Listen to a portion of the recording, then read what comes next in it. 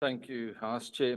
House Chair, the ACDP broadly supports the hate crimes element of this bill, but we did express our concerns, and despite welcome exemptions and improvements to the provisions relating to hate speech, we believe it will have a chilling effect on freedom of speech and freedom of religion.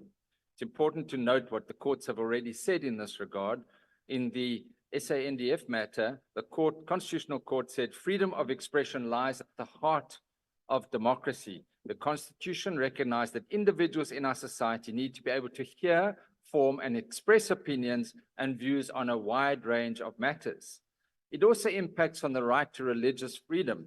In the Seagull matter, the Constitutional Court said the right to entertain such religious beliefs as the person chooses, that is the right to religious freedom, the right to declare these views openly and without fear of hindrance or reprisal, and the right to manifest belief by worship or practice.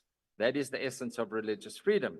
I think it's very important to consider the Kulani Constitutional Court judgment, which was in a civil remedy setting.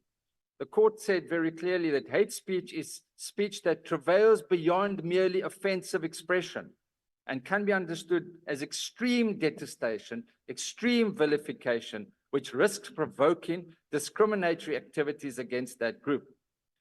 This is a very important point. Thus, expressions which are merely hurtful, especially when understood in everyday parlance, are insufficient to constitute hate speech. Offensive speech is protected by freedom of expression. And I think this is the challenge that has been with this bill, where one tries to strike that balance. The ACDP agrees that anyone in whatever setting uttering any racial utterances must be held to the full extent of the law. However, what we are dealing here with is criminalization of hate speech, which is a very high bar. I also need to just mention that the Maseko judgment made it very clear that utterances against the Jewish community arising from what is going on in Palestine can also be offensive. And we need to bear that in mind about what we are saying in the context of that incident as well. Now, the bill was referred to the NCOP, and despite objections from civil and religious groups, it was broadly accepted, except there was a slight change to the criminal penalty, 8 years down to 5 years. Now, that is still excessive. The Cabinet's bill introduced was 3 years.